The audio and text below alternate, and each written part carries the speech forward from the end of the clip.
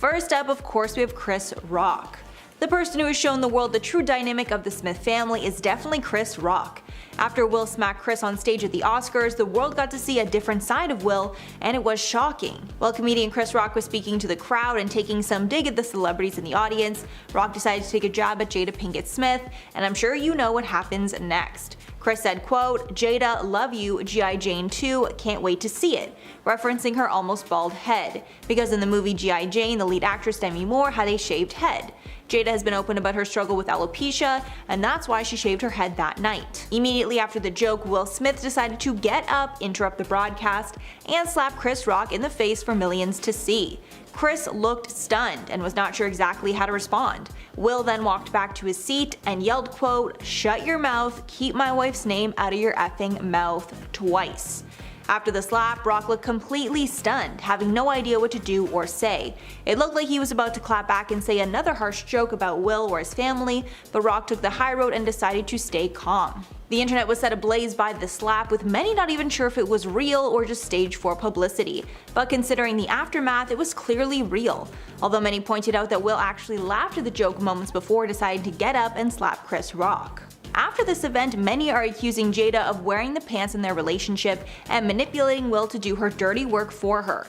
There is a chance that he was simply defending his wife, but many believe that Will knew that if he didn't do something to avenge her honor in that moment, Will would have been in trouble. Even though the event was said to be the biggest night of Will Smith's life, which definitely it was, just not in the way that he wanted. Next up, August Alsina.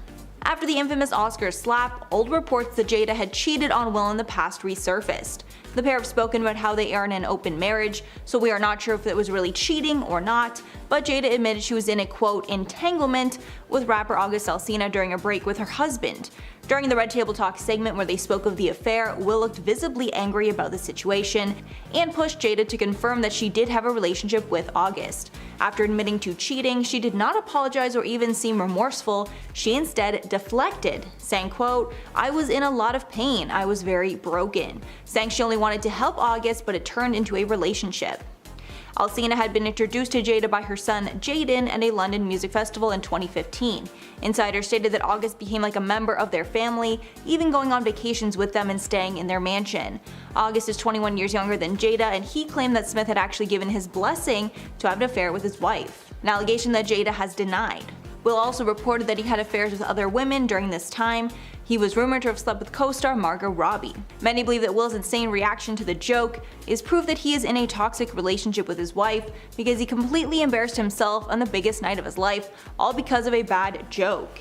Even though it doesn't seem like Jada is ashamed of anything she did, it is strange that she tried to deny it, then downplayed it when she could not brush it off anymore. And without August coming forward, we would have never known about their strange relationship. Margot Robbie.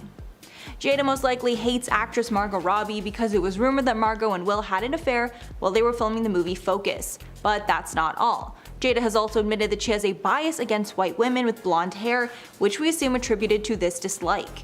In 2018, Jada made headlines when she admitted on Red Table Talk that she has a racial bias, specifically admitting that she has a problem with blonde white women, saying on the episode, quote, "I do have my own biases, specifically with blonde women. Blonde hair on white women just triggers me, and I've had to catch myself." Pinkett Smith even admitted that she second-guessed doing interviews with blonde women in the past because they remind her of the type of kids who used to tease her in school. But Jada has worked hard to fix this bias and even admitted that white women still do face oppression based on their gender, making it easier to relate to them. Next up, Cherie Zampino. Cherie Zampino was married to Will Smith before he and Jada got married. The shady part is that Will and Jada started dating before he and Cherie were officially divorced. Jada's mother, Adrienne Banfield-Jones, dished on Access, quote, "I think initially when Will first called you, I think he was still married or he was just separated, and I was like, he's not available to you." Jada added that Will was div, but the orst didn't happen yet. But Jada later admitted that when she learned things were not finalized, she should have backed off. To make matters worse, Jada has claimed on multiple occasions that she never even wanted to marry Will. She only decided to go forward with it because she was pregnant. Her mother and Will thought that starting a family was the best idea, and Jada reluctantly agreed. Later, the couple agreed to an open marriage. Scientology connections. After the Chris Rock incident, some started connecting the dots between the bizarre slap and Scientology. This is because the Smiths have been tied to Scientology in the past, and physical punishment is a popular teaching in the church. Apparently, it's a common teaching in Scientology to use slaps and other forms of physical force to show other Scientologists that they've done something wrong. After the slap, one user tweeted, quote, "There's a Scientology course, I guess you'd call it, that involves slapping or physically humiliating fellow Scientologists in a group setting as a means of exerting superiority. It's remarkably common within the cult." The user even shared that Tom Cruise is known to use similar styles of punishment, but instead of hitting, he uses shouting to intimidate movie crews. Although the Smiths have denied being involved with Scientology, the connection is pretty hard to deny. The couple were apparently introduced to the church by none other than Tom Cruise back in 2004. They got so involved with it that the Smith family spent almost $1 million in 2008 to set up a school for the church. The Smiths said they designed the curriculum in the school, but insiders claimed it was based on Scientology. Both Jaden and Willow attended, but the school closed 6 years later when most of the parents removed their children. Tony Ortega, an expert in Scientology, said that the Smiths left Scientology in 2015 and that Will at least only ever dabbled in it. However, he says that Jada was a full-fledged member and apparently everyone knows it. Next up, William Hendrix. The Oscars was the first time that many Will Smith fans saw him get violent. But to people like William Hendrix, his hot temper is well known. In 1989, Smith spent a night in jail after he hurt a man named William Hendrix so badly that Hendrix almost lost his sight. Even more coincidental, this incident happened days after Will won his first Grammy. I guess he likes to get into altercations around award season. The charges were later dropped against Will. Will Smith was 20 years old at the time and after getting in a verbal argument with the producer, decided to make things physical. As per a police report, Smith asked his bodyguard, Charles Alston, to quote attack record promoter William Hendrix, who needed 6 stitches after he fractured his left eye orbit during the altercation. Next up, Sony executives. One of the strangest things about the Smith family is the couple's relationship to their children. The Smiths have been open that they don't use punishment when dealing with their kids, and they pretty much let them do whatever they want. But this parenting style may have backfired, because it's common talk in the industry that Willow and Jaden are entitled brats that nobody wants to work with. Because of their parents, the kids have auditioned for many big roles in the past, but only Jaden has landed roles alongside his father. It was exposed that Sony executives have exchanged emails saying not to allow the Smith kids in their movies. As a response to this, Will shrugged and noted how, quote, everyone disses his kids. Some of this might stem from the differences between Will and Jada and how much fame they want their kids to have. Sources say that Will wants to push his kids to fame much more than Jada wants to, leading to a clear difference in parenting. Considering Will admits to being responsible for their kids' erratic behavior, it's not far-fetched to think that there's a clear difference in what both parents want for their children. First up, Richard Williams. Since the infamous Will Smith slap, many critics have stated that Will was selfish for taking the spotlight of Richard Williams, the man Smith portrayed in the film King Richard, as it was the night to honor Richard and his family. While the man himself has finally weighed in, and it seems that in the nicest way possible, he does not condone what happened at the Oscars. His son spoke to NBC News on behalf of 80-year-old Williams, saying, quote, "We don't know all the details of what happened, but we don't condone anyone hitting anyone unless it's in self-defense." Williams' son states that his father was shocked when Smith got up and suddenly slapped Chris Rock for making a joke about his wife Jada Pinkett Smith. Williams declined to say any more than that simple statement, although many were hoping Richards would comment on the comparison that Will Smith made to Richard Williams during his Oscars acceptance speech. Next up, Rose Rock. Chris Rock's mother, Rose Rock, has finally broken her silence on the slap during an interview with a local South Carolina TV station. Rock sat down with South Carolina News, WIS-TV, and shared her thoughts on what went down at the Oscars. Rock said, quote, "You reacted to your wife giving you the side eye, and you went and made her day because she was mulled over laughing when it happened." Rose shared that initially she thought the incident was staged or some sort of joke, but after Will began cussing about his wife, she knew it was real. Rock added, quote, "When he slapped Chris, he slapped all of us. He really slapped me, because when you hurt my child, you hurt me." When talking about the apology that later took place during Smith's acceptance speech, Rock said, quote, "No one heard his speech. No one was able to just be in the moment because everyone was sitting there like, what just happened?"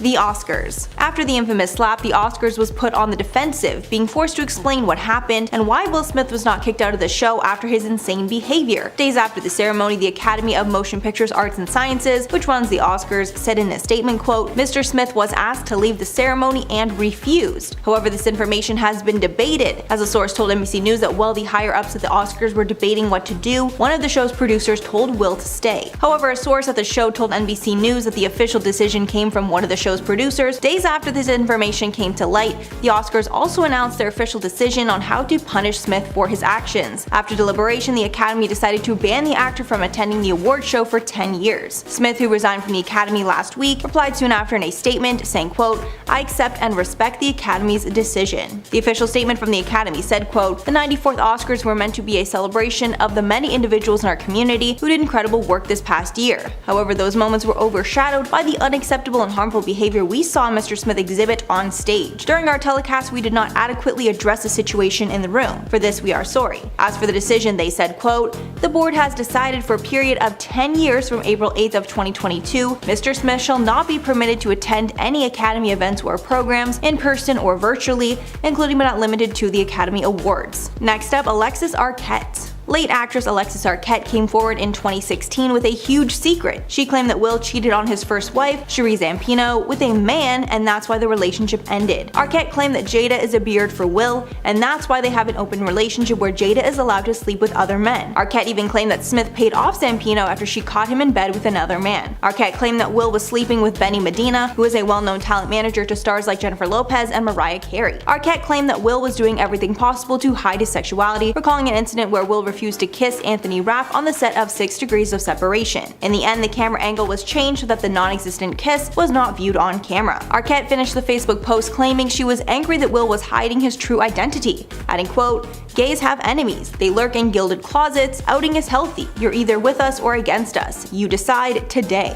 And this is not the only time a rumor like this has come to light. In 2012, it was rumored that Will and Jada were headed for a divorce after she felt that he was a little more than friends with actor Dwayne Martin. Supposedly, they were spotted looking very close, even in restaurants together. Vitaly Siduk. Little known fact is that the Oscars was not the first time that Will Smith has smacked a man in public at an award show event. Vitaly Siduk interviewed Will on a red carpet almost a decade ago, and after they had a negative interaction, Will smacked him in the face as well. While being interviewed, the pair hugged, and when Siduk went to kiss him on the cheek, Will freaked out and backhanded him on the face. Although many felt this move was justified at the time, it shows that Will's first reaction in a negative situation is violence. The incident took place at the Moscow opening of Men in Black 3 in May of 2012, while Siduk was working for a Ukrainian television station. After the incident with Chris Rock, Siduk stated, quote, "I just immediately recollected the slapping incident in Moscow. I think the joke was inappropriate when it comes to someone's health, but Will's reaction is unnecessary and sends the wrong message to comedians being hit for a joke."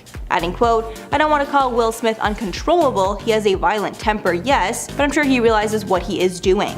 Siduk acknowledged that it was a bad joke and he understands why he was protecting his family, however it shows that violence is always his first instinct. Jeanette Hubert. Jeanette Hubert, the actress who played Aunt Viv on The Fresh Prince of Bel-Air for the first 3 seasons, reportedly hates the cast, specifically Will Smith. She also dislikes his entire family and thinks they should get over themselves, saying once, quote, "You're not kings and queens, you're not royalty, you're simply entertainers." After portraying Aunt Vivian for 3 seasons, she decided to leave after contract negotiations went south. A feud between Hubert, Will Smith, and network officials was reportedly to blame. At the time she left, Will Smith said, quote, "I can say straight up that Jeanette Hubert wanted the show to be the Aunt Viv of Bel-Air show." Hubert responded by stating that Will Smith was unwilling to help her and would not elevate any other cast members during salary negotiations with NBC, saying at the time, quote, "We thought your influence would help us greatly, like they did on Friends. On Friends, the entire cast band together to ensure they all got an equal raise. However, at the time, Will felt he was better than his other castmates and claimed, quote, "My deal is my deal, and y'all's deal is y'all's deal."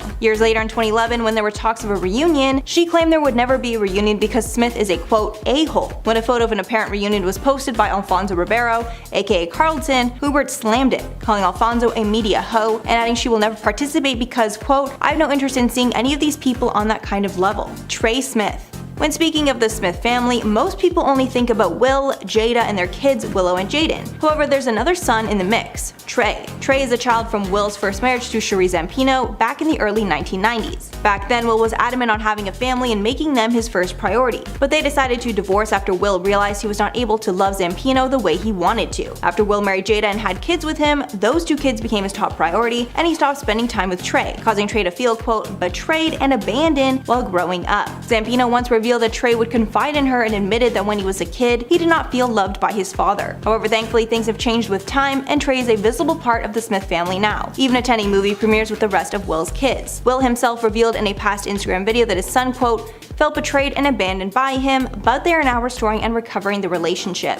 Coming in at number 10 on our list is Mia Farrow. Mia Farrow is an actress who was extremely outspoken about her reaction to the ill-fated Oscars night. After it happened, she took to Twitter to post, quote, "It was just a joke. Jokes are what Chris Rock does. Always has been edgy. This was a mild joke for him, and I love G.I. Jane. What I saw was one of Hollywood's most powerful movie stars stalking onto a stage to strike a comedian for an unfortunate joke about his gorgeous wife's shaved head. Anyone who is okay with that has probably never been hit by a powerful man. As we advise our kids, use your words." A lot of people in the comments to her post were duking it out, with some people equating alopecia to cancer, and others saying that Will Smith should be jailed for slapping Chris. My favorite reply was someone linking another tweet saying, quote, "It's actually not funny at all. Will Smith could have killed him with that slap. What if his hand had been full of bees and Chris Rock was allergic to bees and one of the bees stung Chris and nobody had an EpiPen? Not funny now, is it?" Next up is Howard Stern, who had a whole show planned before he decided to scrap it all and focus on the Oscars incident instead. Quote, "Well, I had a whole show planned, but I gotta throw that out because I want to vent about this Oscars thing that occurred. The blunt reporter certainly held nothing back and did in fact vent quite readily about the whole situation. Quote, "This is a sign of great mental illness when you can't control your impulse. Not only that, it was hardly an insulting joke. It wasn't even a good joke." It may be safe to say that Howard Stern wasn't too fond of Will Smith after the headline made the incident. He even compared Will to former US President Donald Trump. He also criticized the Academy's handling of the situation, including the lack of security taking action. While there have been mixed reports on whether or not Will Smith was asked to leave the ceremony following the slap, the star still went onto stage to collect his award for Best Actor mere moments later. Howard Stern was upset that no one seemed to care and even cheered for him once he won the award. Quote, "Will Smith harmed another human being, and you guys did nothing." Another celebrity who will definitely never work with Will Smith is Judd Apatow. Probably the most embarrassing set of tweets to come out of the whole Oscars slap situation were Judd Apatow's, which are since deleted. Although he was one of the first people to call out Will Smith for his behavior, some think that he took it way too far. Judd wrote on Twitter, quote, "He could have killed him. That's pure out-of-control rage and aggression." After he received pushback for the tweet, the 40-year-old Virgin director elaborated his viewpoints on the SiriusXM pop culture spotlight. He admitted that he wasn't actually watching the Oscars when he took to Twitter, but was instead informed of the incident while on the phone with a friend. That being said, he did stick by his statements about Will Smith in other interviews. Quote, "As soon as that line is crossed, really anything can happen. That's what happened, but something else could have happened too." Judd also told Pop Culture Spotlight, quote, "I just think there certainly is a way of handling dissatisfaction. We should never tell people that the solution is to break that barrier and leap on the stage and commit an act of harm in front of people who are inspired by you." Coming in at number 7, Rosie O'Donnell. Not unlike Howard Stern's take, Rosie O'Donnell also had a problem with how the Academy Award organizers handled the situation. Clearly, Rosie was signing off to Team Chris Rock when she tweeted out, quote, "So upsetting on every level. Bravo to Chris Rock for not eviscerating Will Smith, which he could do any day of the week. He walked away. Bravo from a sad display of toxic masculinity from a narcissistic madman. If only they would take it into the ring, then we could truly see who is eviscerating who." In addition to making it clear that she believed Chris Rock could demolish Smith in, I guess, a battle of comedic minds, Rosie also heavily criticized the Academy for their initial response to the entire situation. In a separate tweet written in response to a statement released by the organization about not condoning violence, she asked, quote, "Then why did you do nothing?" O'Donnell didn't stop there. She also spent quite a bit of time retweeting messages from her friends and other Twitter users that all condemn Will Smith's actions and praise Chris Rock for not acting in retaliation. Kathy Griffin is up next as someone who likely won't work with Will Smith based on how she reacted to the Oscars, having very clearly sided with Chris Rock in this situation. She tweeted out, quote, "Let me tell you something. It's a very bad practice to walk up on stage and physically harm a comedian. Now we all have to worry about who wants to be the next Will Smith in comedy clubs and theaters." It's perhaps extremely unsurprising that Griffin, who herself loves to push the boundaries of comedy, would side with Chris Rock in this situation and be more concerned about the safety of comedians after seeing Chris Rock get slapped over a joke. Given her own controversies of inciting violence against former President Donald Trump that landed her in trouble with the Secret Service, we weren't surprised to see that she got some pushback from her tweets about being kind to one another. Next up is comedian Jim Carrey.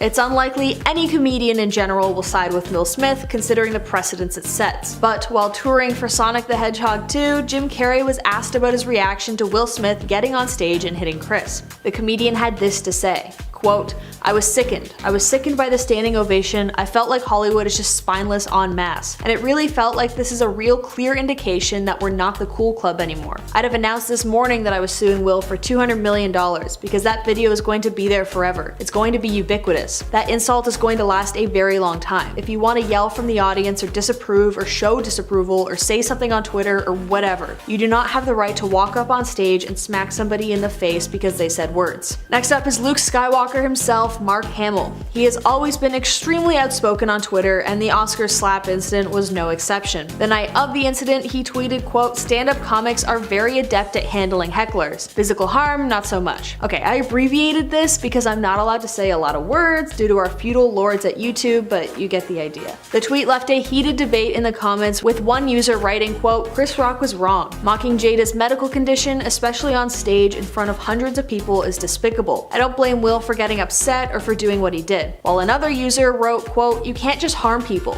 Even if someone says something part of being an adult is understanding that you can't just hit people. I like Will Smith and I have compassion for his wife, but he was wrong to hit Chris Rock. Coming in at number 3 is Janet Hubert. Janet Hubert has had beef with Will Smith that predates the Oscars, thank God, all the way back to the 90s when she worked alongside him in The Fresh Prince of Bel-Air. She played Aunt Viv for 3 seasons before their beef led to her being replaced in 1993. She told HuffPost decades later, quote, my departure was planned for a long time. There will never be a reunion for The Fresh Prince. Will Smith and Alfonso destroyed a 20-year career with untruths. I got slammed. Will apologized later in an Essence magazine article, but it still lingers. It's still there. Apparently, the beef started when Smith refused to vouch for Hubert when she wanted a pay raise and a contract renegotiation. Meanwhile, tons of rumors circulated that she was notoriously extremely difficult to work with, which derailed her career and she never really recovered from it. That being said, they did have a tentative truce when Will invited her onto the Fresh Prince reunion that she earlier said would never happen. Although I doubt she'd go through filming anything with him again. Next up is Chris Rock's brother, Tony Rock. Absolutely no surprise that he comes to his siblings' defense. Airing his frustrations on a stand-up set a few days after the Oscar slap incident, Tony stated, quote, if you think you're gonna walk up on this stage, this ain't the Oscars. And if you walk your ass up here, you ain't nominated for with these hands. As the crowd cheered, Tony took it a step further, adding, quote, I didn't want to start the show like that. You're gonna hit my brother. Tony also made it clear on Twitter after Will Smith apologized to Chris that he does not accept the apology on his brother's behalf by stating, quote, no, when asked if he forgave him. Last but certainly not least is Chris Rock, who was the recipient of the slap in question. Interestingly, he said absolutely nothing about the slap and has kept extremely quiet. He's currently on tour and has made zero mention of the incident, although I'm sure he could have gotten away with a few digs considering that most people took his side. But that being said, I doubt he'd be running to star alongside Will Smith in any comedy anytime soon. Number 10. Germaphobe. While speaking to Jonathan Ross in a 2015 interview, Priscilla Presley revealed that her late ex-husband was terrified of germs and would take his phobia to the extreme. She claimed that he even refused to use anyone else's silverware, which even included the ones at high-end restaurants. She said that because of his secret germophobia, he never liked to go to other people's homes to eat because he would have to take his own silverware, and that would often cause quite an uncomfortable situation, as you could imagine. Quote,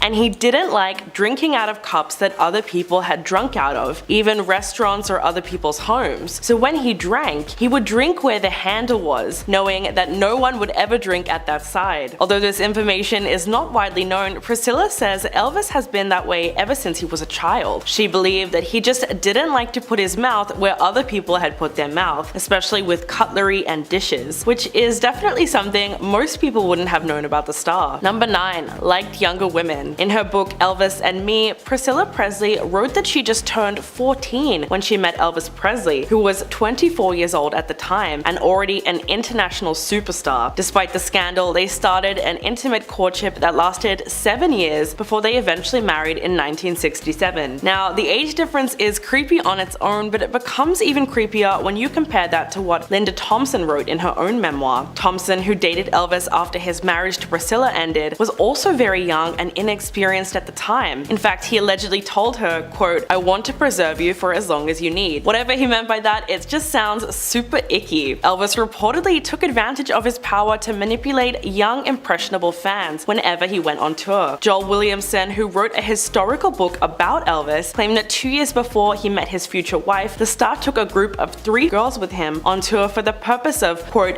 "pillow fights, tickling, and cuddling." Number 8. His vanity. Fame is a terrible drug that often pushes stars into the oddest methods of trying to stay thin and beautiful. Linda Thompson wrote in her memoir that Elvis's obsession with being slim would drive him to bizarre measures to keep the weight off, including an alleged 2-week period of sedation. That's exactly what it sounds like. Elvis mainly slept all day except for brief periods where he woke up long enough to go to the bathroom and eat a small portion of food before being sedated again and going back to sleep. She also claimed that he regularly did crash diets on just 500 calories a day. She also exposed his secret about why he constantly wore shirts with high collars. Apparently, he did it to conceal his neck, which he actually hated. She wrote that the whole reason he wore the trademark style was to keep his, quote, "skinny little chicken neck" hidden from the public. Then at age 40, Elvis allegedly opted for a facelift. Quote, "There has been speculation through the years that Elvis has his eyes done or some other mystery procedure, but that mini facelift was the extent of his plastic surgery." Well, it seems like his ex-wife was really intent on revealing a side of him that was incredibly vain. Number 7. Pet chimpanzee. This one is really messed up. Billy Smith, who was a member of Elvis's entourage, openly talked about how Scatter, Elvis's pet chimpanzee, was essentially used as a party favor that they trained to harass women. It said that the chimp would often look for women at parties and grab onto their clothes. According to Smith, Scatter also drank heavily. Quote, "He could down a fifth of liquor before you knew it." Smith remembered another time when Scatter was beaten by a woman at a party for misbehaving. There have been conflicting reports about what really happened to the chimp. Some state that he merely lost his life due to old age, but Smith speculated that Scatter was poisoned by one of the maids who was tasked with feeding him after he was abandoned by Elvis and the crew who were out on the road. Although it's unclear exactly how he passed, it appears as though Scatter took his last breath on his own after years of living the party lifestyle. The whole thing was really rather sad, as it seemed like Elvis and his friends used the chimp just to entertain themselves and discarded him when they went on tour. Number 6. Attacked his fiancée. After Linda Thompson, Elvis briefly dated Mindy Miller before becoming involved with Ginger Alden, who was a full 20 years younger than him. It was only 2 months into their relationship when Elvis proposed to her and she accepted. The couple planned to walk down the aisle just a few months before Elvis's untimely death, and Alden even said how excited he was about their wedding and their future together as a couple. She revealed to Express that during his final days, quote, "Elvis was looking forward to many things: marriage, more children, serious films, and his next tour. But Elvis was reportedly very manipulative when it came to women and could be extremely jealous and controlling. According to sources close to the star at the time, he could get very violent. His treatment of her was horrifying, and the pair constantly argued during their time together. After one particular fight, he allegedly asked someone in his entourage to pop the tires on Alden's car so she couldn't leave his home. And on another occasion, when she was driving away after an argument, Elvis reportedly aimed his weapon at her car and fired. Number 5. Allegations of racism. Last year, Quincy Jones revealed to The Hollywood Reporter that he always refused to work with Elvis because he was a racist. The musician, best known for producing Michael Jackson's albums Thriller, Off the Wall, and Bad, made the comments about Elvis's supposed history of racism in his new interview. The outlet asked Jones about Presley after the producer compared Jackson to the king of rock and roll. The 88-year-old musician and producer described a time when he was writing for the orchestra leader Tommy Dorsey in the 50s, and Elvis came in saying, quote, "I don't want to play with him." Jones went on to call Elvis a racist and added, quote, "But every time I saw Elvis, he was being coached by Otis Blackwell, telling him how to sing." And while there wasn't an overwhelming amount of accusations surrounding Elvis's past racism, there are certainly many allegations against the icon for appropriating black culture and repackaging it to the general public as his own. Despite this, it's obvious that American society still allowed him to have a very successful career, whether it was something the late singer did consciously or subconsciously. Number 4. Hidden children. Even though he has been gone for many years, Elvis Presley has always been the center of several new scandals and controversies. One of the many that have hit the headlines in the last few years is that the king of rock and roll supposedly kept hidden children from the rest of the world. The National Enquirer actually conducted a 2-year investigation into the hidden children of the Presley family, reportedly acquiring witness testimonies, checking receipts, mail correspondence,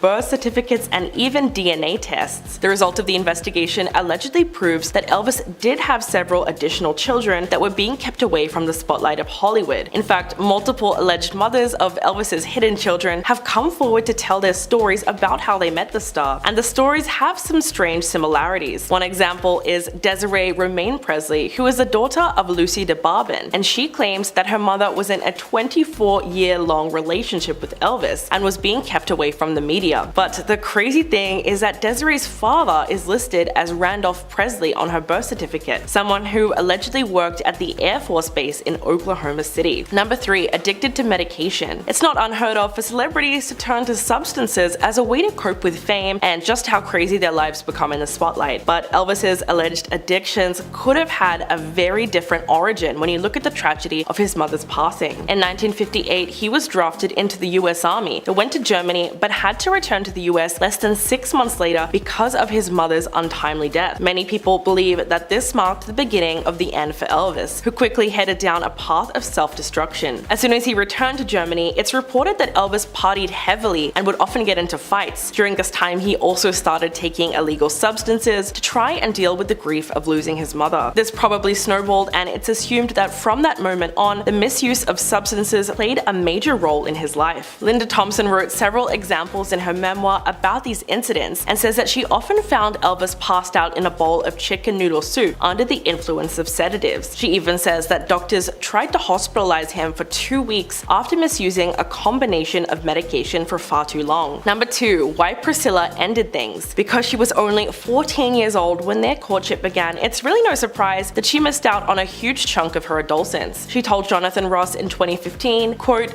"I was kind of lost, really, in who I was earlier in my life. I really didn't have teenage years." After their first child, Lisa Marie, was born, Priscilla accused Elvis of not wanting to sleep with her after she had given birth. Elvis told her that he wanted her to recover, but Priscilla later wrote in her memoir that he had mentioned before they were married that he had never been able to make love with a woman who'd had a child. In fact, throughout their marriage, Elvis continued to cheat on Priscilla with other women, and she herself had her own affair with an owner of a dance studio. It's safe to say that their marriage never really recovered. They finalized their divorce in 1973, and she said that this was because her life was his life, which meant her problems were always going to be secondary. Years later, she admitted that she did not divorce him because she didn't love him, but because she had to find out about the world. She was clearly just way too young when they started seeing each other. Number 1. Erratic violence. In recent years, Linda Thompson has been pretty open about her time with Elvis Presley, stating, quote, "We all knew how dangerous Elvis's rage could be. Apparently, when she first noticed Elvis could get pretty angry was when someone reportedly stole personal photos of one of his ex-girlfriends with another woman. She claimed that he then decided to show off his samurai sword collection while under the influence of illegal substances and left her fearing for her life. Although she said that he was true to his word and he didn't in fact hurt her, she was concerned because his talents were entirely impaired due to the narcotics. These were just some of the several times that his ex said that she worried about his boiling rage. Apparently, the musician even invested in a concealed carry permit to take the weapons on stage with him, including several that were actually stuffed into his shoes, just in case someone got a little bit too rowdy in the crowd. Even singer Tom Jones spoke about Elvis's love of weapons during a visit to his dressing room. Tom said that he noticed a loaded weapon just sat on the side and simply handed it to Elvis by wrapping it in a towel. Sounds a little crazy to me. Coming in number 10, The Secret Gift. When Elvis Presley passed away on August 16, 1977, the world was in shock. Elvis' daughter Lisa was in the next room when her father passed away. Just being 9 years old at the time, the future singer was perhaps more overwhelmed than anyone else. Knowing that she couldn't just send her father off in a coffin without something special from her, she decided to place a special gift inside his coffin. While thousands of fans queued up to pay their final respects to Elvis, just before the doors opened to the venue, Priscilla and Lisa Marie would be escorted to where her father was laying. While the king was styled to look his best, looking upon her father for the final time, Lisa Marie would make one special request. Funeral director Robert Kendall recalled that Lisa asked him if he could give her gift to her father. Robert recalls that she held up this thin metal bracelet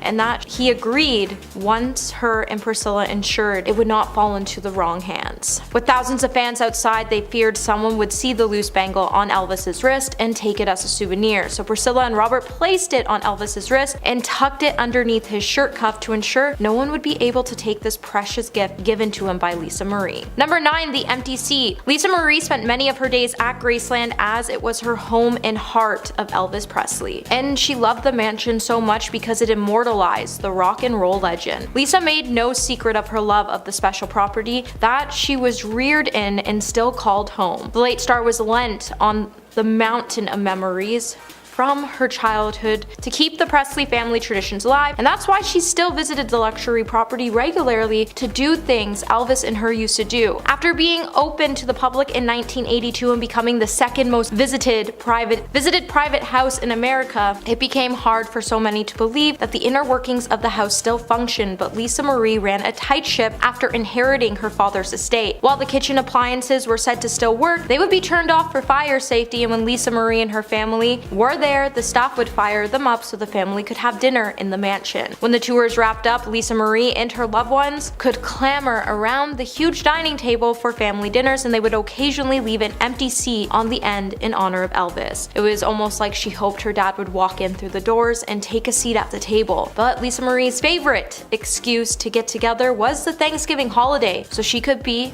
with her nearest and dearest father. Hey my little peaches, are you liking this video so far? If so, don't forget to give it a thumbs up and subscribe to the channel. Coming in at number 8, we have the upstairs room. For millions of fans who flock each year to Elvis Presley's Graceland estate, the home has become a place where they can truly get close to the king of rock and roll. However, Graceland was also a private home for Lisa Marie and her extended family. This is why the upstairs rooms remained off limits to tours of the house, which began in 1983. Lisa Marie will also admit that the upstairs rooms has this creepy shrine to a bygone era when her father was still alive. While all the rooms remained the same as Elvis had left them, Lisa would show off the upstairs rooms, including Graceland's secret room that holds a treasure trove of items. And the location of this exact room still remains a secret to the public. Behind the door that's marked employees only lies a room that no Graceland guest can visit. While the room is so secret, when Oprah's camera crew was allowed to tour the estate, they would have to turn off the camera until they were inside so no one would know the exact location. Inside the room lies treasures that have never been seen by the public. The room was made to be earthquake-proof, fireproof, and tornado-proof. Items in the room include checks signed by the king of rock and roll,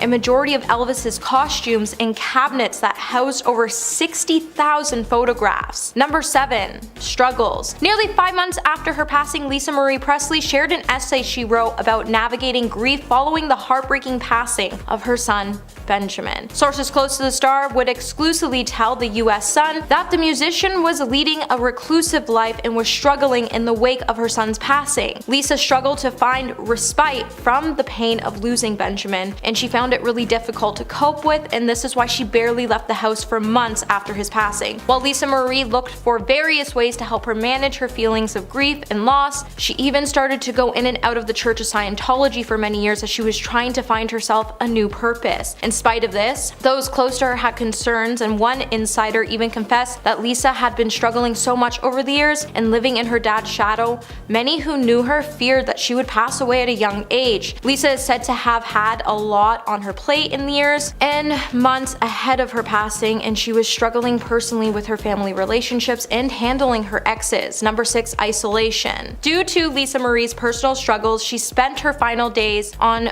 trying trek between Los Angeles and Graceland. Source close to the family echoed that by saying Presley, who lived most of her life in the limelight, had been living a reclusive life and had especially struggled since her 27-year-old son Benjamin passed away in 2020. In Lisa Marie's final years, she was racked with grief over Ben, as he was her baby and he relied on her so heavily. So after she found out that he had passed away, her whole world completely fell apart and she found it really difficult to cope with, so she spent most of her days in isolation. reaction. Despite her personal struggles, Lisa Marie always tried to keep in good spirits, at least when she did venture into the public. And her final speech at Graceland would prompt fans to erupt in applause. While Lisa would also address her grief in an essay for People, she would say, "Grief does not stop or go away in any sense, a year or years after the loss. Grief is something you have to carry with you for the rest of your life, in spite of what certain people or culture wants us to believe." Lisa was struggling and never wanted to admit it, but her heart had been shattered since losing her son, and the grief took a huge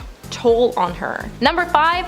Priscilla Presley. Lisa Marie had mended her relationship with her mom Priscilla Presley after her son's devastating passing despite years of prior estrangement. It's said that Lisa Marie had a really rocky relationship with Priscilla due to her troubles and breakdown of her marriage to Michael Lockwood, but they became close again after Ben's passing, and Priscilla supported her as much as she could. During Lisa Marie's divorce with Lockwood, Priscilla chose to stand by him, which caused a lot of friction between the mother and daughter duo. During this time, Priscilla was only able to find comfort from her friends as the relationship between her and Lisa fell apart and she was at loss over what to do at the time. While Lisa filed for divorce in 2016 and claimed she found images of younger people on Michael's computer during the divorce after losing her husband and mother, Lisa would turn to substances to numb the pain. While Michael denied the allegations, it would lead to a messy court and custody battle, and while Lisa needed her mom the most, she knew that her mom was on her ex-husband's side and that she couldn't turn to her for help. With only Lisa knowing what was truly on that computer, she never really detailed the things she actually found on that computer to the public. Number 4. The alarming red carpet appearance. Extra host Billy Bush did the final Golden Globes red carpet review of Lisa Marie Presley and immediately realized that something was amiss. Just 2 days before her passing, Lisa Marie would walk the red carpet at the Golden Globes. She attended to support the Elvis biopic of her father. Since Bush has recalled his brief red carpet talk with an ashen and unsteady Lisa Marie by saying she was very uneven in her balance. The speech was very slow, and definitely when the interview was over, I turned to my producer next to me and said, "Something's off here." She was certainly with it, just a second slow, but she was there. She was definitely there, just a tad off in some way. For the interview, stars had to navigate 2 steps to the platform where he stood, but Presley was struggling to do so, so Bush went down and met the star on the red carpet itself. Also, there's been videos at the event that show her walking unsteadily and being escorted by her manager, who grabbed her arm to give her support. It's clear that something was going on with the star and she didn't want to talk about it. Number 3. The safe place. Much has been said about the secrets that lie within Elvis Presley's Graceland bedroom. The private sanctuary has remained off limits to the public since his passing. However, during an interview in 2013, Lisa Marie spilled secrets about the room, and she would say Elvis Presley's bedroom was one of the places she would feel the safest. It said that Lisa would always keep a key for the upstairs with her and go up there, and up there was just Elvis and her bedroom. While the rooms are said to be a sanctuary, she always felt like she could shut the door and feel the safest and calmest. This is why she kept the area the same as Elvis has left it. The area still having a lot of Elvis's flair for the flamboyant and reflected the decorating taste of the 1970s. The king of rock and roll, only child admitted, oh, it's showy. It's got a long shag carpet, a black bed, and red walls, gold, everything here and there. Number 2. The friendship with the Duchess of York. Sarah Ferguson, Duchess of York, penned a touching tribute to Lisa Marie Presley after the singer passed away on Thursday, revealing their surprising friendship. Sarah would say, "I say hello to you every day, and I love you, my sissy, and I will continue to say hello to you every day. You are my sissy, an amazing mother to Ben, Riley, Harper, and Finley, and a superbly loving daughter to Priscilla. You have been my devoted friend for many years, and I am here for your family to support and love them. I am deeply saddened, my sissy. You are in my heart." A close friend to Prince Andrew's ex-wife told Page 6 that the two women originally met when Lisa was living in Sussex, England with her ex-husband Michael Lockwood back in 2010. Apparently they hit it off straight away and that they just seemed to understand each other. Over the years, the pair became quite close and kept in touch when Lisa moved back to the States. Lisa Lisa was always really supportive of the Duchess and when she was going through tough times, and Lisa even offered her refuge in Hawaii to weather out the storm. The Duchess was never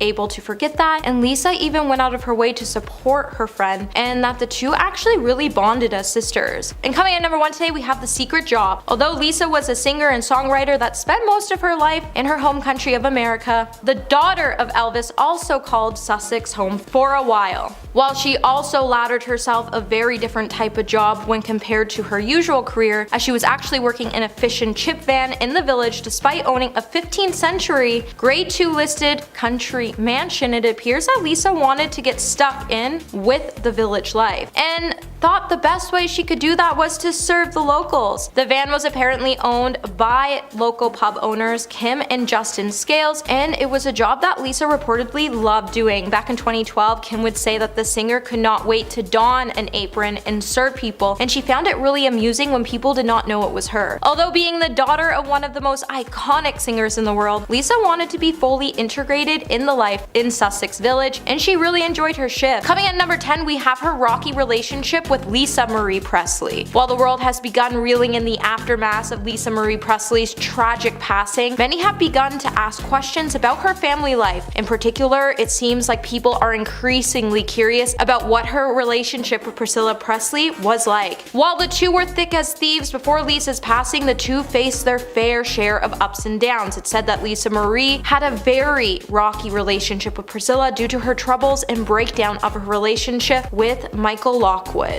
The pair was sadly only able to repair their relationship after Lisa Marie's son passed away on July 12, 2020. But before, it seems like Lisa Marie's estrangement to her mother would come when she decided to divorce Michael Lockwood, and her mother, Priscilla, actually chose to stand by him even after Lisa Marie claimed to have found illegal videos and photos of on Michael Lockwood's computer. While sources say Priscilla had to be comforted by her friends as her relationship between her and Lisa fell apart, this is when she felt lost over what to do at the time. But she would have never had a rocky relationship with Lisa if she just chose to stand by her daughter like a mother should always do. Number 9, her love for Elvis Presley. When Elvis Presley broke up with his wife Priscilla Presley in 1973, the couple remained really close until his passing, and later Priscilla Presley would admit that she never stopped loving him even after he passed away unexpectedly just years after their divorce. And even his passing made her realize that she didn't want to live in a world without him. It's even been said that after their divorce, the pair actually walked out of the courthouse holding hands. Priscilla and Elvis would split after his substance abuse and affairs got way too out of hand, but their relationship kept intact, and they still spoke to one another frequently. To this day, Priscilla's love for Elvis is so strong that she can't even be in the same room as Elvis impersonators when they are dressed up as the star, as it's too hard for her. Back in 2014, when Priscilla Presley was set to attend Elvis Festival in Collingwood, Ontario, she agreed to do the event, but there was one huge rule for the festival that they would have to follow in order to have her attend, and this rule would be that Elvis impersonators couldn't be in the same room as her. However, when one did come into the event not dressed up as Elvis, as he was following the rules, Priscilla would be left feeling very emotional as he reminded her of Elvis, and she would even praise the festival for keeping Elvis's story alive. Hey my little peaches, are you liking this video so far? If so, don't forget to give it a thumbs up and subscribe to the channel. Number 8, her life at 14. Elvis and Priscilla's relationship was much darker than what even some of the biggest fans may have realized. Even those who already casually knew that Priscilla was quite young when she met Elvis may still don't know what the pair's relationship was like when they began their courtship. Priscilla was only 14 years old and Elvis was 24, and the details of their courtship may not be front of mind. Written in Priscilla Presley's own words for People in 1985, the specific story on how the king of rock and roll met and wooed his only wife may be hard for some fans to stomach. Priscilla and Elvis met back in 1959 when her family settled in a small town in Germany, and Priscilla was invited to a party by a family friend. It would be at this party she would meet Elvis and tell him that she was in the 9th 9th grade. It would be at this moment that he would tell her she was just a baby. However, a few nights later, he would tell Priscilla that he wanted to be alone with her and asked her to come to his bedroom. While the two would spend the night together, they would end up seeing each other for months, and they would continue to spend every night together, which proved to be too much for the student as her grades would start to slip. While Priscilla claimed that they never made love, her parents became very confused and bewildered about her relationship with Elvis, and it took a lot for them to prove that it was proper and platonic. At number 7, experimenting with substances. After Priscilla met Elvis when he was stationed in Germany on military service, she described how they had a very passionate relationship, so when he was discharged and set to return home, Priscilla did everything she could to persuade her parents to let her go to America. Her parents would then only agree when she agreed that she would live in a separate property and go to school. While Priscilla did go to school, she spent all of her free time day and night at Graceland. In a powerful interview with Barbara Walters in 1985, Priscilla would recall the intense and strange world she lived in with Elvis as a young teenager. Priscilla would stay up late every night, and every morning Priscilla would get up for high school, and then when she arrived home in the afternoon, she would crawl back in bed with Elvis. Eventually, after Priscilla's grades started to slip, she had to start taking sleeping medication to help her sleep. Priscilla felt like she had to make things work with Elvis because she was scared that if she didn't do it, another woman would, and she wanted to be the one. She would even bring up a horrifying moment when Elvis gave her 2 strong medications to help her sleep, and that even when she was unconscious, Elvis didn't call a doctor because he didn't realize that she's never taken them before and gave her too much of a strong dose, even after she was passed out for 2 days. As Elvis's behavior became more extreme, the couple would spend days in bed. Number 6, homewrecker. Since Elvis was 24 years old and a famous worldwide performer, it's probably not too much of a surprise that Elvis was in a relationship with someone else when he met Priscilla. Before there was Priscilla, Elvis was actually dating actress Anita Wood, who he began dating in 1957, and the relationship was actually pretty serious. When Anita did an interview with the Daily Express, she would say, "He swore he loved me, how we would get married, how there was no one else, how I need to stay true to him and remain and wait for him, how he was afraid I would not." Anita would also say that she wasn't allowed to visit Elvis while he was in Germany, and that the two were still together when Elvis returned to the United States in 1960. By then, Anita already started to hear the rumors about Priscilla, and that Elvis was constantly telling her that it was nothing to be worried about. Anita would then eventually confront Elvis about the nature of his relationship with Priscilla, and the singer asked her to keep Priscilla a secret because he believed he would get in a lot of trouble over his relationship with the young girl. While Anita would go on to date Presley for 2 more years, he would have Priscilla flown out to the States and he would begin dating both women. When Anita found out that Elvis was having a hard time making up his mind about the 2 women, Anita would overhear the conversation Elvis was having with his father, and she would make the decision to leave the star. Number 5,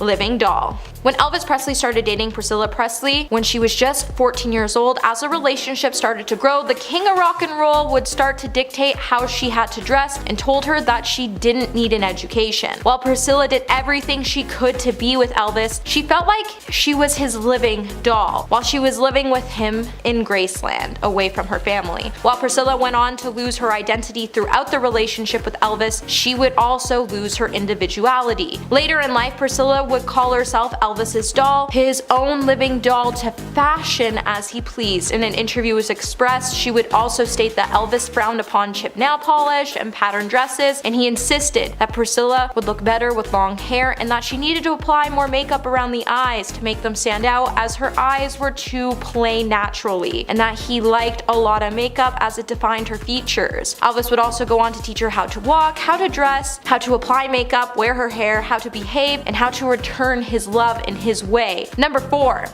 strict mother. Before Lisa Marie Presley passed away, she would admit that as a parent, her father, Elvis Presley, was a lot of fun. However, she's also spoken out about the worries concerning her famous father. Mainly that as a child, she felt like she needed to protect him and keep him safe. Priscilla Presley previously has also admitted that when it came to parenting, Lisa Marie, she was often put in the role of being the one who had to set the rules. While Priscilla sat down with an interview with The Guardian, she would say, "I was the disciplinarian." And there were times Lisa Lisa didn't like it, but you can't live life without boundaries. I was very subtle and very calm, and she knows this now. Priscilla would also add in the interview that Lisa Marie was only 4 years old when her parents divorced, so she would have to work hard to ensure that her daughter understood that everyone could still get along. Number 3, the affair. It's clear that Elvis and Priscilla's marriage wasn't all glitter and gold. While it's said that Elvis had multiple affairs that put a major strain on his relationship with Priscilla behind the scenes, Priscilla also had an affair when she was still married to Elvis. While the age difference and controlling nature of their relationship took a toll on Priscilla, ultimately she decided that she needed an outlet, as there were times she didn't even feel like she was a person because Elvis was always the concerned person, as he came first and no one cared about her feelings, or what she was going through. Ultimately, Priscilla eventually started to seek out the company of another man during her 10-year marriage. In the book Elvis and Me, Priscilla would allege that her ex-husband had affairs during their marriage. Despite that, Elvis reportedly became incredibly angry when he discovered that Priscilla had an affair of her own. She would also go on to say that she was dating fitness instructor Mike Stone when she was still married to Elvis, and added that her husband had a big reaction when he found out. It would later be revealed that Elvis was so angry he even tried to get his entourage to hire a hitman to get Mike. Number 2, stole custody of Lisa Marie Presley's kids. Priscilla Presley's daughter Lisa Marie Presley was a mom to 4 children, Benjamin, Riley, and twins Finley and Harper. When Lisa Marie ended up locked in an incredibly difficult custody battle with her ex-husband Michael Lockwood for quite some time, it said that Priscilla even had custody of Lisa's twins Finley and Harper as the custody battle dragged on. In 2017, Priscilla would reveal on ABC News that the twins had been living with her for some time, and she would go on to say it's still very family-oriented environment for them. It's been over 9 months. They're great. They're doing wonderful. They're living a great life. They see both parents, and we'll see what happens. At the time, the California Department of Children and Family Services was involved in the care of the twins, and the move came after Lisa Marie filed claims of sexual misconduct against Michael Lockwood. And coming in number 1 today, we have saved Elvis's fortune. Just after Elvis Presley unexpectedly passed away in 1977, his net worth was a surprising $5 million, which is much lower than most people would expect and much lower than what he earned in his lifetime. With his estate being left to his daughter, grandmother, and father after the passing of Elvis's father and grandmother, Lisa Marie Presley was left as the sole beneficiary of Elvis's estate. Priscilla then served as the executor of Elvis's estate until Lisa Marie's 25th birthday. During this time, she devised a plan to rebuild the late singer's fortune, giving her daughter an extremely comfortable lifestyle and future. While some pressed Priscilla to sell Graceland for liquidation purposes, she opted to turn the home into a tourist attraction with the help of Jack Soden. She also worked to buy the surrounding properties around Graceland, making sure they became stores that sold Elvis's merchandise, and eventually rebuilt Elvis's estate into a massive fortune. At number 10, we have her mother had custody of her kids. Back in 2017, Priscilla Presley would confirm that she was caring for Lisa Marie's young children, as her kid's father faced explosive allegations after Lisa Marie accused him of sexual misconduct. At the time, Lisa had been going through a very difficult divorce battle, and in the divorce papers filed, Lisa would claim that her twins' dad, Michael Lockwood, was at the subject of a criminal investigation surrounding the fact that she had found inappropriate videos and photographs of younger people on his computer. And while many people were quick to assume that Lisa's children were in foster care, Priscilla would clear up the rumors when she headed to her Facebook to say there's lots of confusion, commotion, and concern from all the talk circulating. Let me put this to rest. The girls have not been in foster care and never will be. The girls have been with me, and they will be until this is all sorted out. While it's unclear why the children were not in the custody of Lisa Marie or Michael Lockwood, authorities would also choose not to open up about the official case involving Michael that had Lisa Marie feeling shocked and horrified after she discovered the photos and videos on his computer. Number 9, bankrupt. By 2004, Lisa Marie Presley would sell off 85% of her interest in the Elvis estate for around $100 million, and it would be the biggest mistake of her life. According to court documents, Lisa Marie declared that she had an income that was around $109,000 a month, and her monthly expenses were around $92,000, which left a narrow margin, especially considering that since the fall of 2019, she had to pay just $750,000 in attorney fees. At At the time of the court filing, Lisa Marie had over $3.3 million in major outstanding debt. The biggest debt by far was a line of credit from Barclays Bank UK for more than $1 million. The rest of the stated debt was dominated by unpaid state federal taxes for years 2017, 2018, and 2021. There were also a few similar things like a Maserati monthly car payment of $1,708. Some of the tax debt was being paid off on monthly basis, and there was also $280,000 owed to a ghostwriter that was being used for her upcoming tell-all memoir. Priscilla has also stated at one point in Lisa's life she was in debt for $16 million following a disastrous business deal made by her business manager, Barry Siegel. Hey my little peaches, are you liking this video so far? If so, don't forget to give it a thumbs up and subscribe to the channel. Number 8. Scared. Just days before her passing, Lisa Marie Presley would say that she blamed herself every single day for the passing of her son Benjamin. In an essay written by Lisa, she would write about how painful it was to be judged when a loved one passes in a premature, unnatural, or tragic way, especially if that loved one is your child. The essay was originally published in People in August 2022, and she would say, "I already battle with and beat myself up tirelessly and chronically, blaming myself every single day, and that's hard enough to now live with, but others will judge and blame you too, even secretly or behind your back, which is even more cruel and painful. On top of everything else," later the singer would describe her son as the sweetest and most incredible being that she has ever had the privilege of knowing, and that she said that he reminds her so much of her father Elvis on so many levels, and that it actually scared her. Number 7. Axl Rose. Recently, Axl Rose has revealed that he has a secret friendship with Lisa Marie Presley as he opened up about her tragic passing. In an interview with People, the Guns N' Roses singer described her passing as unreal and recalled sending her animal videos to lift her spirits following Benjamin's passing. Axl would also go on to say, "I miss my friend Lisa. Her passing, just as her son's or as a kid, her father, doesn't seem real. Lisa loved her family, all her children. My heart goes out to them." When Axl went on to describe his efforts and support of Lisa following Ben's passing, Axl would recall awkwardly broaching the issue of his passing in order to show her that he cared, and he wanted her to know that he cared and wanted to comfort her. For years it's been said that Axl and Lisa had a really tight friendship and that they were known to swap jokes, news articles, and lots of animal videos as a way of raising Lisa's spirits. After the passing of her son, all he wanted was her to be happy, at least as much as one could be under the circumstances. Axl and Lisa became friends when Axl would hang out with Elvis backstage and Lisa would come to the shows, and Axl would also know it was also great to see her as she was always fun and supportive. Number 6. Michael Jackson. Just 3 weeks after her first divorce was finalized in 1994, Lisa would find herself getting married to pop icon Michael Jackson following his proposal over the phone. The pair soon then went to the Dominican Republic, where she filed for a quick divorce from her husband and then wed Michael in private. She would then later publicly announce her wedding by saying, "My married name is Miss Lisa Marie Presley Jackson. My marriage to Michael Jackson took place in a private ceremony outside of the United States weeks ago, but their marriage was rocked by the emerging allegations of accusations of abuse held against Jackson that surrounded younger people." The singer then reportedly became so dependent on Lisa Marie for emotional support while she became concerned about his use of sedative substances. Lisa Marie later said in an interview with Rolling Stone that she had hoped to have saved the trouble singer, with the marriage being dogged by theories that the pair had an asexual relationship, leading to Lisa Marie appearing in a suggestive video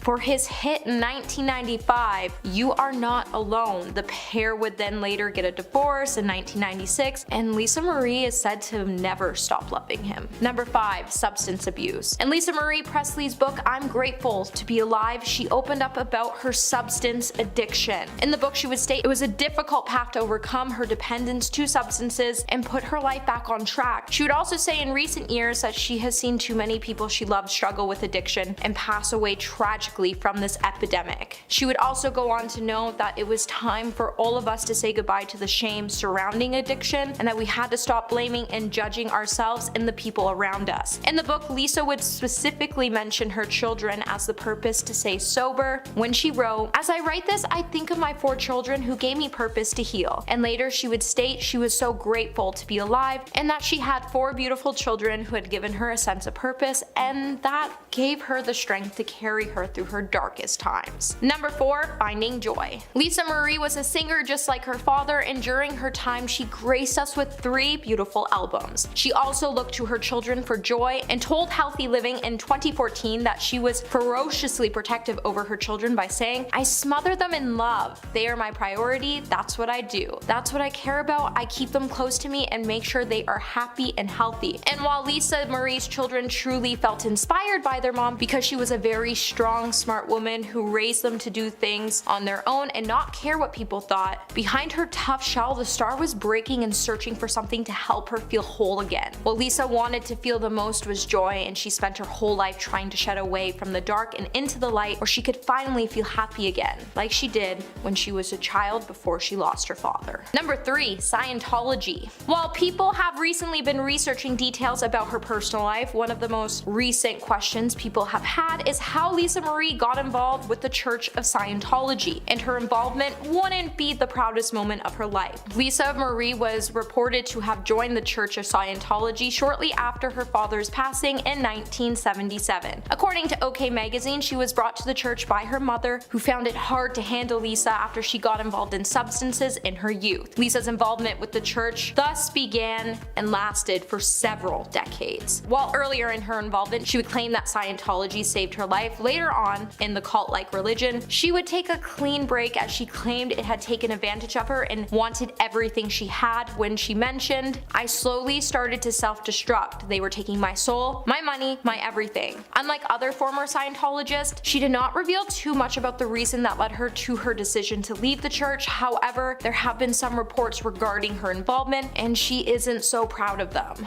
Number 2, dark kid. At the age of 9, Lisa Marie would lose her father, and she would continue to endure a string of passings soon after. When in a 2-year period, the Lights Out singer also lost her grandfather as well as her great-grandfather and aunts. In 2003, she would tell Newsweek magazine, "I didn't have much of a runway in life. I was like a deep, dark kid who was always melancholy." Lisa Marie also struggled during her teen years when she started to rebel against her mother, Priscilla Presley. While the star claims that she was in a destruction mode, she would then admit in an interview with Playboy that same year that she did anything her mom didn't want her to do, from smoking, drinking, substances, boys, whatever she could get her hands on. And that she went through a substance phase for like 3 years, and it would cause her to be thrown out of her house by her mom, and she would be forced to stay at the Scientology Center. And coming at number 1 today, we have the grueling legal battle. Like any mother, no one wants their children to know the grueling details about the failed relationship she has with their father. With Lisa Marie and Michael Lockwood being officially divorced since May of 2021, they had a grueling legal battle. And a lot of her problems she had with Michael, she would keep a secret for her children's sake. The former couple made the decision to part ways in 2016 following 10 years of marriage, but they have been in and out of court for years, arguing over everything from custody of their teenage twin daughters to money matters. 5 months after the pair finalized their divorce, Lockwood would take Elvis Presley's daughter to court yet again in October 2021, petitioning for higher child support payments, claiming that he had no steady income at the time. The mother of 4 fought back, saying she couldn't afford it because she was in debt.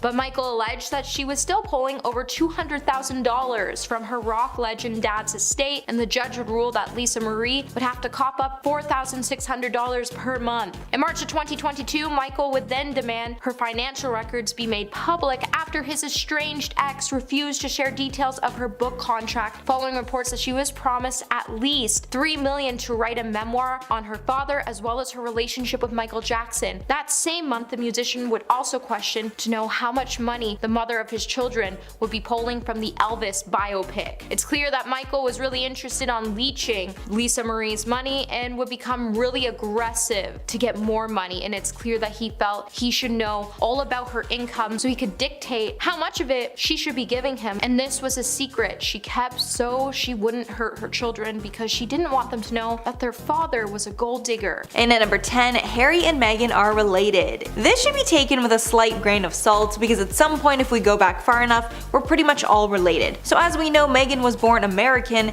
and of course Harry is British, but they still share some DNA. The Daily Mail did a genealogical investigation where it was revealed that Harry and Meghan are cousins dating back to the 15th century. The connection is on Markle's father's side, but of course it's 15 generations back, so there are no real connections still intact, and there's zero chance anyone will be related at family gatherings. In at number 9, always wanted to be famous. An old friend of Meghan's came forward after the engagement claiming that Meghan always wanted to be famous, even since childhood. She not only loved being the center of attention from a young age, she was very calculated in who she spent her time with. Nanaki Pretty told the Daily Mail, quote, "All I can say now is I think that Meghan was calculated, very calculated in the way she handled people and relationships. She is very strategic in the way she cultivates circles of friends." Pretty also claimed that Meghan always wanted to be famous. Royal scholars have pointed out that this trait is a positive for Meghan and Harry's relationship. Apparently most of Harry's other relationships didn't work out because the women he was with did not like all the attention, but clearly this is not an issue for Meghan. Penny Junor, author of Prince Harry, Brother Soldier's Son, told the Express, quote, "One of the advantages of Meghan is because she is in the public eye, she likes that. The real problem with Harry's girlfriends in the past is that they absolutely hated the media attention that scared them off." In at number 8, Meghan cheated with Harry. After Meghan was confirmed to be dating Prince Harry, it came out that there might have been some overlap between her relationship with Harry and with her ex, who was Canadian chef Corey Vitelio. Before she started dating Harry, Meghan was seen out with the chef on multiple occasions. Nobody thought anything about her past relationship until a fan noticed that Vanity Fair changed the date when Harry and Meghan started dating from May to July of 2016, because apparently she was still with the chef in May. Harry and Meghan first met at the Invictus Games in Toronto, and when Harry asked for her number, the Telegraph reported that she was still with her ex. The Daily Mail actually asked the chef about his split with Meghan, and he claimed that he and Meghan had, quote, parted permanently when Harry came on scene. However, he did somewhat hint that the pair might have been together in some capacity while she still was with Harry. And at number 7, fame changed her. After news broke that Meghan was marrying Harry and would become a princess, many sources came out saying that fame had changed her, and she's all about climbing the social ladder. In December of 2017, news broke that Samantha Markle, who is Meghan's estranged half-sister, was planning a tell-all book about Meghan. In an interview with The Sun, Samantha said, quote, "Hollywood has changed her. I think her ambition is to become a princess." Samantha also complained that Meghan forgot about her after gaining high society status. A source close to the family told E! News that Samantha cannot be trusted. However, Samantha is not the only person who says this about Meghan. Meghan's former best friend, Nikandi Pretty, told the Daily Mail in December of 2017, quote, "There's Meghan before fame and Meghan after fame." And at number 6, chose career over marriage. Before Meghan was known for her role on Suits, she was actually married to a producer named Trevor Engelson for 2 years, before they eventually split. The split was apparently caused because of Meghan's work, and a former friend said that Meghan clearly chose her career and work over her husband. The former friend, who served as a maid of honor at Markle's wedding to Engelson, told the Daily Mail, quote, "It was such a shock when she told me they were getting divorced. Apparently the stress of the long-distance relationship is what caused the main issue. Meghan was living in Canada at the time, filming the show Suits while her husband was in LA. Apparently Engelson was heartbroken over the split and did not see it coming." Halfway at number 5, does not treat animals well. Meghan Markle likes to be known for her humanitarian and social efforts. One thing that Meghan is very proud of is that she adopted 2 dogs from a rescue shelter, but it seems that it was not happily ever after for the 2 puppies. After Meghan became a princess and was set to move to Kensington Palace in 2017, a spokesperson confirmed that Markle's retriever, Bogart, would not join her overseas. Apparently Meghan felt that it was inhumane for the dog to take the long trip, along with the difficult approval process for dogs coming into the country, and Meghan left the dog with one of her friends in LA. Then later in December, Daily Mail reported that her other dog, Guy, broke both of his legs. We're not sure what the circumstances were, but apparently Meghan was, quote, distraught over the accident. And at number 4, Meghan cut off her friends. After Meghan split from her ex-husband, it was said that she spent a lot of time in London. While there, she apparently formed a friendship with local TV personality Lizzie Cundy after attending an event together. Lizzie disclosed that Meghan wanted her to help finding a new man. Apparently Meghan wanted him to be British and famous. In a 2019 tell-all, Cundy wrote about Meghan, quote, "We were having a girly chat and then she said, 'Do you know any famous guys? I'm single and I really love English men.' So I said, we'll go out and find you someone. Apparently Meghan was interested in soccer player Ashley Cole, but it didn't go anywhere. Then Meghan apparently slid into the DMs of X Factor winner Matt Cardle in 2015, but shortly after that Cardle just stopped replying. But apparently after Harry showed some interest in Meghan, Meghan felt she had no need to stay in touch with Lizzie Cundy anymore and basically ghosted her. Apparently Cundy asked Meghan about Harry, then they chatted for a bit, but never saw each other again. Cundy added, quote, "I was literally ghosted by her." And at number 3, the staff hate her. It was reported that while Meghan and Harry were living in the royal palace with the other family members, the staff hated Meghan so much that they started to quit. In October of 2018, a palace aide and assistant named Melissa quit because of, quote, Hurricane Meghan. Apparently Melissa was a longtime aide of the family's and a trusted assistant, but that all changed when Meghan came into the picture and annoyed the staff with her requests. Apparently Meghan adopted a lot of West Coast habits like waking up at 5 a.m. and, quote, bombarding aides with texts. One source told the Mirror, quote, Meghan put a lot of demands on her and it ended up with her in tears.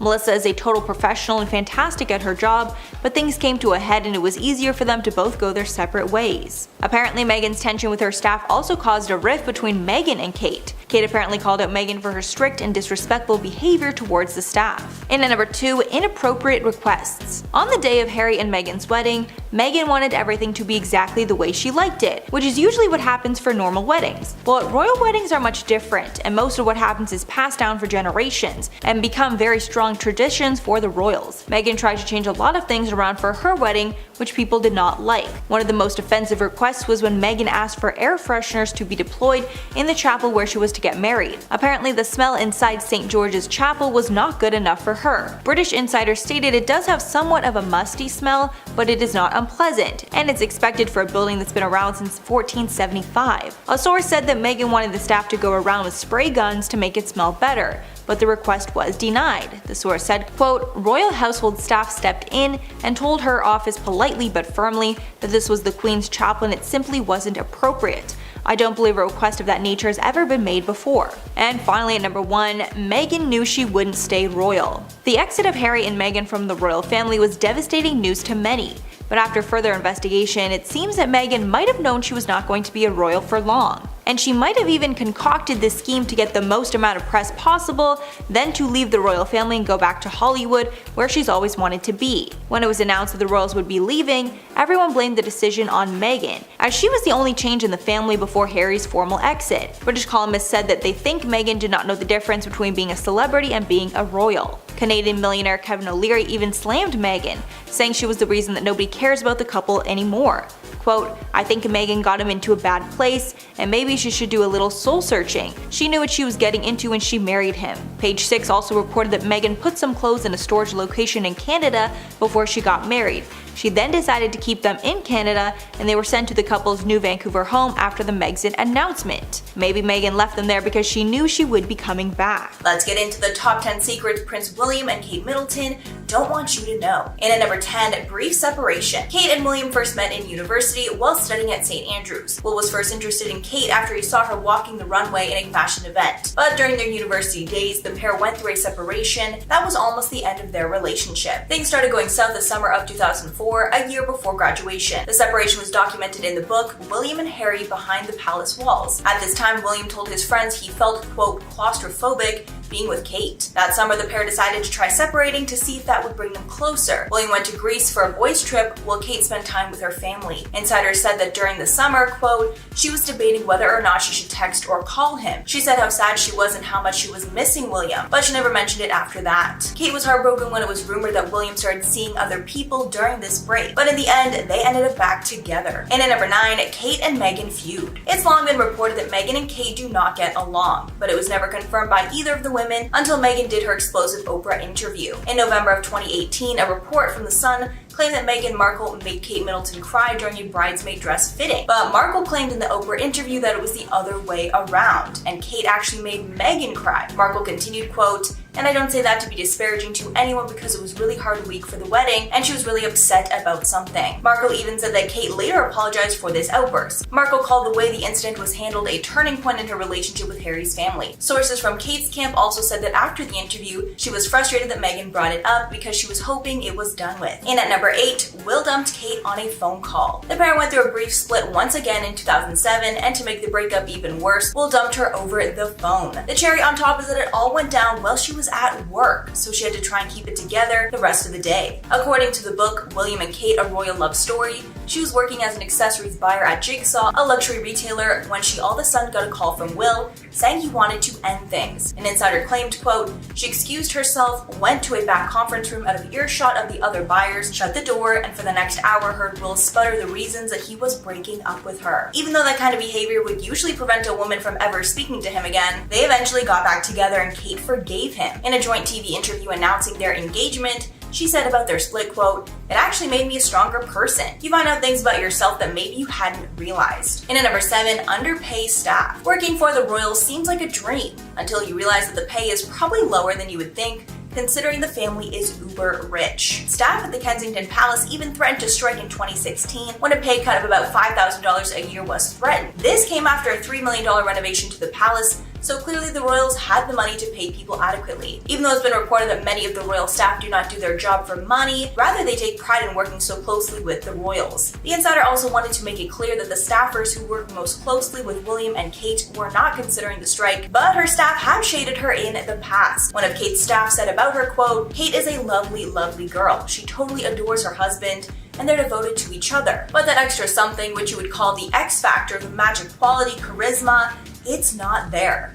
Ouch. And at number 6, shady ski trip. It seems that Will and the boys' trips are a very bad mix because he's had quite a few shady moments while out with the boys. Once was back in 2017 when he decided to take a skiing trip with some friends that got him in a lot of trouble. Insiders claim that Middleton was very angry when she saw tabloid photos showing Will dancing in a club, and in one picture dancing with a blonde woman putting his hands on her waist. All this was happening while Kate was at home with the kids. Even worse, this trip caused William to miss a Commonwealth Day service at Westminster Abbey, which is a huge event for the royals. Reports surfaced that the Queen was not pleased and had a stern talking to with him when he got back. And at number 5, William's affair. Like I said before, Will has been rumored to have cheated many times over the years, but there was never more proof than in 2020 when the tabloids claimed that Will cheated on Kate while she was pregnant with her 3rd child. The rumor started when The Sun published an article claiming that Kate was feuding with fellow royal and friend Rose Hanbury. Nobody was sure why this feud started, although it was rumored that Will was having an affair with Rose. Then In Touch decided to take the cat out of the bag and confirm these cheating rumors in an article. Then in another Daily Beast article, the affair was said to be confirmed in a tweet by a royal reporter who quickly took it back and deleted this tweet after backlash. The palace even took legal action against these reports and denied any rumors. In at number 4, broke restrictions. Because of the virus we're all fighting, many governments implemented restrictions on travel and leaving the home unless necessary. In December of 2020, the UK had some of the strictest measures, so many thought it was strange when Will and Kate still decided to travel. It was reported that the royals took a, quote, private royal train to Scotland, stopping in the country's capital of Edinburgh, which was under Tier 3 restrictions. This meant no leaving your home unless it was essential. The royals were in the area to praise healthcare workers, which is very nice of them, but not essential. In the couple's defense, the Scottish government admitted that they did know about the visit in advance and took precautions. But there was a lot of talk that a Zoom meeting would have sufficed. And at number 3, unnecessary trip. Of course, the royals deserve a vacation every once in a while, but since taxpayers essentially fund these trips, they get a lot of scrutiny from the press. The royals were criticized after they decided to take a trip when Prince George was only 7 months old and did not take him along. The couple decided to travel to the Maldives in 2013,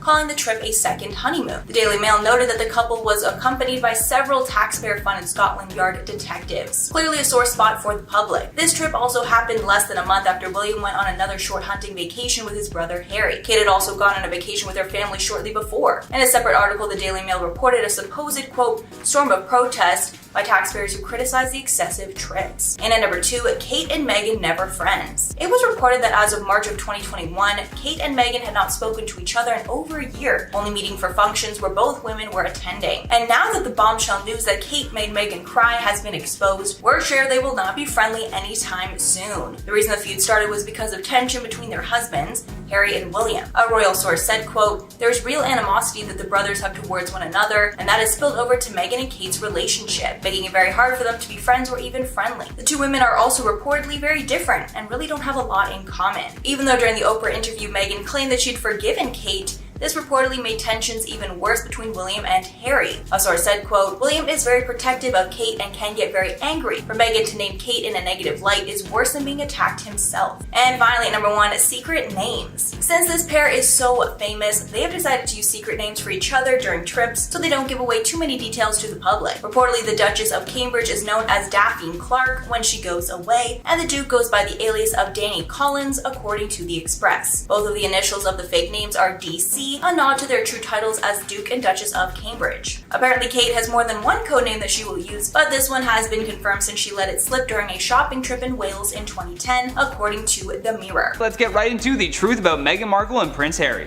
A new tell-all book has just been released that gives readers an in-depth behind-the-scenes look at the royal family. With a central focus around Meghan Markle and Prince Harry, authors Omid Scobie and Carolyn Durand unpack the secrets hidden in the royal couple's relationship. The book is called Finding Freedom, Harry and Meghan and the Making of a Modern Royal Family, if you want to check it out. The origin of this book has become a bit of a hot topic of debate as well. You see, the authors claim that they obtained all of their information by conducting over 100 interviews with those who know Harry and Meghan best, and even some Buckingham Palace aides. That being said, Palace insiders believe that the book was sanctioned by Harry and Meghan, which is being billed as the truth behind their departure from the royal family. Setting aside as to whether or not that they had any say in the book, it certainly brought a lot of things to light about their life as members of the royal family. Harry and Meghan actually met on a blind date that took place at Soho House's Dean Street townhouse in London. A source in the palace told the authors that they chatted over drinks for nearly 3 hours before going their separate ways. Almost immediately though, they were obsessed with one another, and Harry apparently appeared to be in a trance of some sort after his date. Meghan had checked off every box for Harry, and he knew that they would be together even after that one date. Due to how high profile Prince Harry's life is though, he and Meg had to do a lot of very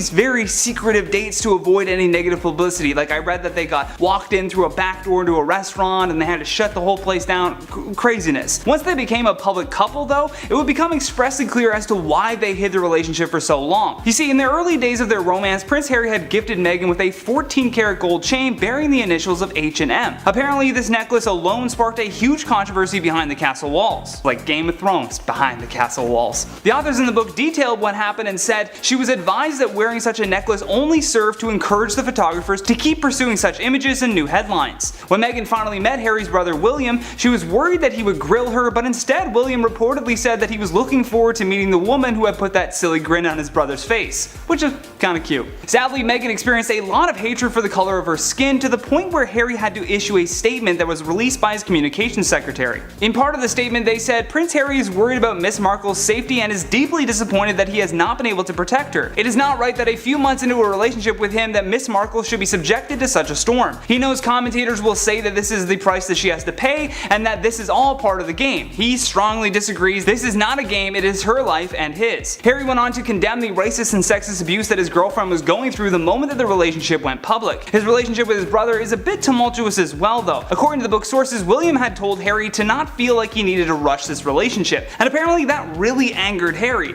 which some Palace insiders believe was an overreaction, and maybe, but who knows, we weren't there. However, it still sums up them as people, with William being the calm and rational one, and Harry being the one who can't help but take things far too personally. Perhaps the most frustrating truth about this couple is the amount of criticism and flack that they get on a daily basis from not just the royal family, but even the staff who work there. For example, the Queen's longtime dresser Angela Kelly was constantly at odds with Harry leading up to the wedding. He was trying to obtain access to Meghan's chosen tiara for a hair trial in advance for the big day, but Angela was constantly dragging her feet. She kept telling him that the Queen was rejecting her choice of tiara, but in reality there was never a disagreement between Meghan and the Queen. Rather, the conflict was just between Harry and Angela. More concerns about the stability of the royal family started to bubble up simply by trying to organize a family photo. The book alleges that Prince William and Prince Harry were not excited to get together for this photo either. A source close to the family said the boys' can be hot and cold with her father, calling the planning for the photo an absolute nightmare, adding that neither William nor Harry made much of an effort to make themselves available. Now, if you've been following this couple, then you'll know that both of them have chosen to step away from their royal duties. Again, according to the book, Buckingham Palace had little warning when it came to the details of them announcing that they were stepping down from their royal duties in January. What absolutely flustered the Buckingham Palace aides was that a website had laid out the intricacies of their departure. However, despite having people conspire against them and trying to ruin their relationship from the get-go, the couple are doing just fine now. They've been living in a secluded compound in Los Angeles with their 1-year-old son Archie, while still doing volunteer work in the area delivering meals with Project Angel food.